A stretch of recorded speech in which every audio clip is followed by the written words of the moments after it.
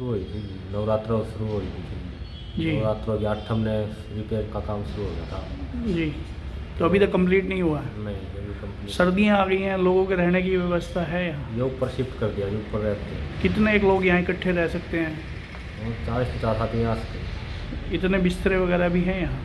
बिस्तरे कम है, वैसे रुक सकते हैं। कितने का है? बिस्तरे तो 8-10 आदमी होते हैं। क्या नाम है आपका? रविंद्र कुमार। लोग आते जाते रहते हैं? आते रहते हैं। अभी हाल फिलहाल यहाँ कोई रह रहा है? 1 बजे तक कहाँ के हैं? जज्जर साइड का। क्या उम्र है उनकी? उम्र भी 60 के लगभग। आपको यहाँ प्रबंधन कमेटी ने रुका हुआ है?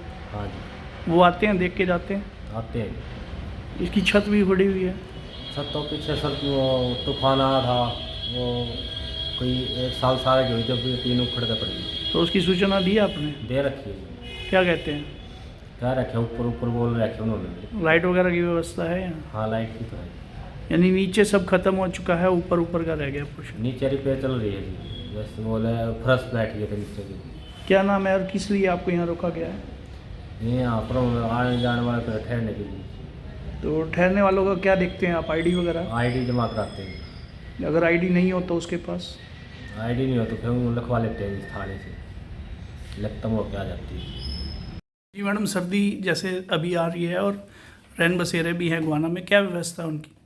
रैन बसेरों का हमारा सेटअप हमने 3 जगह करवाया है। एक तो नगर परिषद के कार्यालय में ही, फायर के कार्यालय में है, और एक परशुराम आश्रम के अंदर है, एक मदन लाल ढींगरा पार्क के पास हमारा सेटअप हुआ है। इसमें व्यवस्था की गई है बिस्तरे, बाकी पानी पीने की व्यवस्था, शौचालय आदि। औचक निरीक्षण भी किया गया, उसमें भी जो एक आध कमी थोड़ी पाई गई उनको भी हम लोग करवा देंगे। तो कब तक स्टार्ट हो जाएगा मैडम वो? रैन बसेरे स्टार्ट ही हैं, कोई भी आए तो अरेंजमेंट्स के लिए तैयार हो चुके हैं हमारे पास। और बाकी इसमें सबकी ड्यूटी लगी हुई है स्टाफ की, एक एक दिन की, और शाम को जिसमें सुपरविजन स्टाफ भी रहेगा और एक अपने ऑफिशियल की ड्यूटी रहेगी। मैडम, बिस्तर के अलावा कुछ और भी वहाँ इंतजाम रहेंगे? जैसे रात में कोई ठिठुरता हुआ आता है, गर्म पानी या चाय वगैरह की भी हाँ व्यवस्था? जी, गर्म पानी के लिए हम लोग केटल रखवाने का कर रहे हैं, उसमें हमारे पास केटल पानी पीने की व्यवस्था का रहेगा। और बाकी रज़ाई वगैरह बिस्तरे सब प्रोवाइडेड हैं, साबुन, बाथरूम में मेजर जो हमारे को यूटिलिटीज़ हैं वो सब रखवाए जाएंगे। तो मैडम, जिसके पास आईडी नहीं होगी तो उसके लिए क्या प्रावधान है? आईडी के बिना थोड़ा सा ये हो जाता है कि हमारे को भी कोई कल को लॉस हो जाता है किसी चीज़ में तो दिक्कत आ जाती है ट्रेस करने में। आईडी की एक रिक्वायरमेंट, कोई ना कोई आईडी तो ज़रूर होती है, वोटर आईडी हो चाहे आपका आधार हो, तो ID is mandatory for that. सबसे पहले तो मैं आपके चैनल के माध्यम से आपके सभी दर्शकों गोहाना वासियों को नमस्कार बोलता हूँ। आज हम अपने जो गोहाना में मुगलपुरा में जो शहीद मदन लाल ढींगरा पार्क है उसके पास ये नगर परिषद द्वारा ये रैन बसेरा बनाया गया था। और इधर आप देख सकते हैं कि इनोग्रेशन लिखा हुआ है, तो उद्घाटन श्रीमती चेयरपर्सन इंद्रजीत विरमानी जी के द्वारा किया गया था।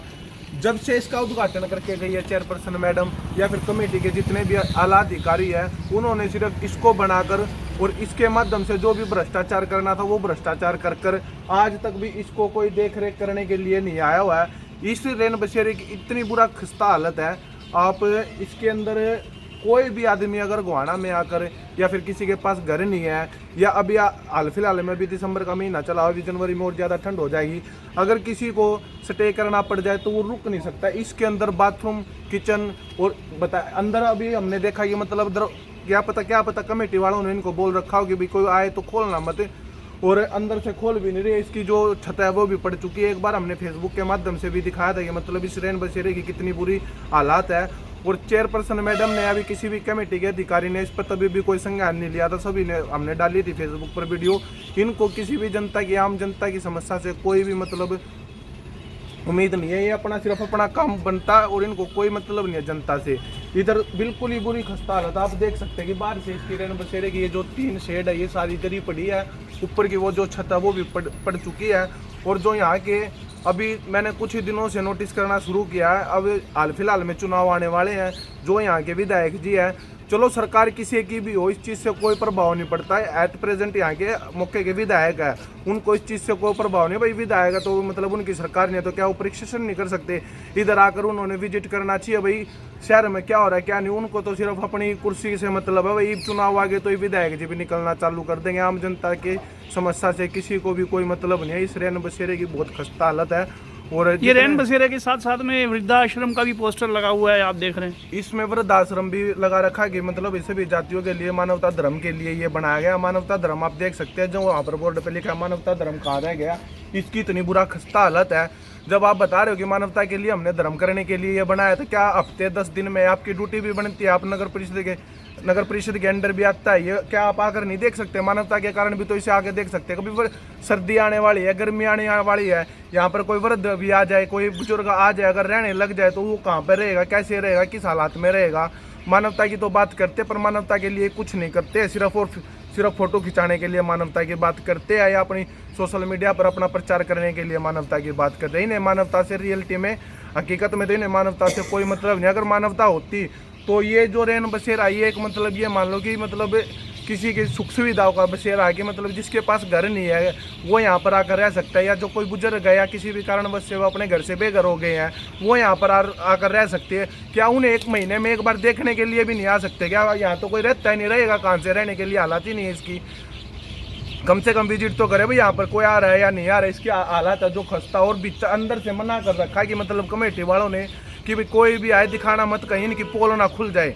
और बताया जा रहा है कि लगभग 70 लाख की लागत से इसको बनाया गया था, जो कि गोहाना की जनता की, हरियाणा प्रदेश की जनता का जो टैक्स पेयर का पैसा था उसको ऐसे बर्बाद करा जा रहा है कि मतलब एक बार लगाओ, सस्ती चीज़ें खरीदो, उनको महंगे रेटों में कमेटी से पास कराओ, जिससे भ्रष्टाचार, ये बोलते भ्रष्टाचार नहीं करते, भ्रष्टाचार करो और सरकार जनता के पैसे को बर्बाद करो।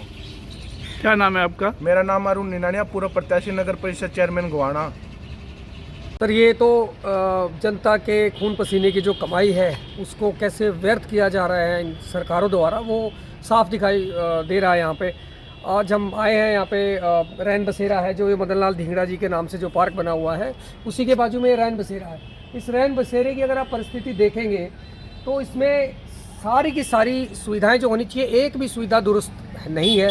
सारे के सारे फर्श टूटे हुए हैं। अगर आप रसोई देखेंगे, किचन अस्त व्यस्त हालत में पड़ा हुआ है।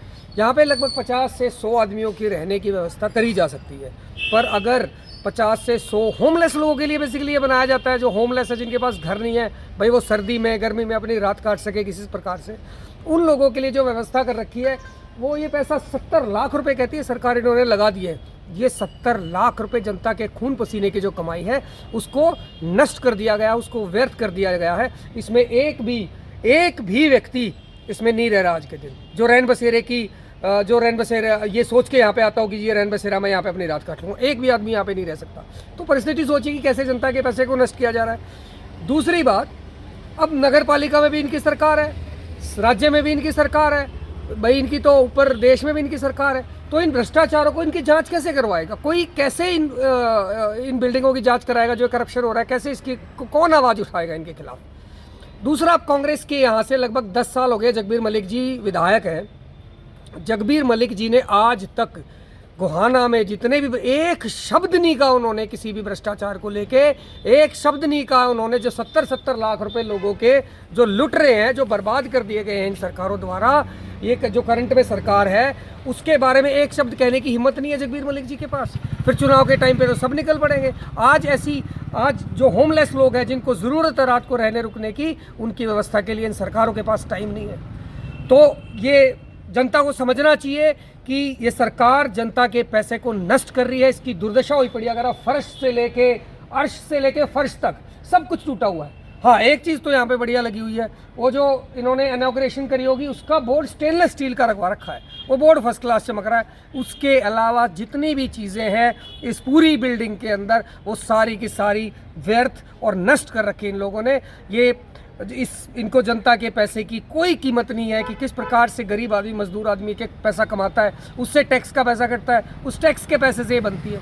तो वो पैसे का कैसे नष्ट किया जा रहा है वो सरकार को संज्ञान लेना चाहिए। मैं आग्रह करना चाहता हूँ एसडीएम साहब को भी, तहसीलदार साहब को, एसडीएम साहब को, तहसीलदार साहब को और सरकार को भी कि इसके ऊपर इसकी जांच होनी चाहिए। इस पर देखा जाना चाहिए कि 70 लाख रुपए कहाँ पे लग गए, कैसे लग गए, और इसको दुरुस्त करवाना चाहिए।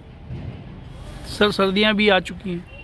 बिल्कुल वही मैं कहना चाहता हूँ, सर्दियाँ भी आ चुकी हैं और बहुत सारे गरीब गुरबे लोग हैं जो चाहते हैं उनको रात काटने के लिए कहीं पुलों के नीचे, कहीं किसी के दरवाजे के सामने, कहीं किसी रोड के साइड में गरीब आदमी ऐसे पड़े रहते हैं। तो रैन बसेरा इसीलिए तो बनाया जाता है ना कि रैन बसेरे में वो लोग रात काट सकें। बट रैन बसेरे की 3 साल पहले रैन बसेरा बन गया था, आज तक ये रैन बसेरा ऑपरेशनल नहीं हो पाया इन लोगों से। तो इसके पीछे समझिए इनकी मंशा क्या है, जनता के पैसे को लूटने का इन्होंने साधन बना लिया है ऐसी चीज़ों को। तो 70 लाख रुपए कहाँ चले गए? अब ये 3 साल में व्यवस्था नहीं करवा पा रहे हैं कि ये रैन बसेरा, इसमें बिस्तर नहीं है। 50-100 लोगों की रहने की व्यवस्था हो सकती है इसमें, पर बिस्तर ही नहीं है, लोग आगे कैसे रहेंगे? टॉयलेट की अगर आप यहाँ पे हालत देखो, कोई आदमी यहाँ पे आके रह के टॉयलेट की टूटा एकदम खंडर हो चुकी है ये बिल्डिंग। तो सरकार से हम दोबारा गुहार लगाना चाहते हैं कि इस रैन बसेरे के बनवाने वाले की जांच करी जानी चाहिए और इसमें और जो दोषी हैं और जो इसके करप्शन में है उनको सजा देनी चाहिए। क्या नाम है, क्या पद है आपका? मेरा नाम नवीन गौड़ है और मैं आम आदमी पार्टी में प्रदेश प्रवक्ता की जिम्मेदारी पर हूँ।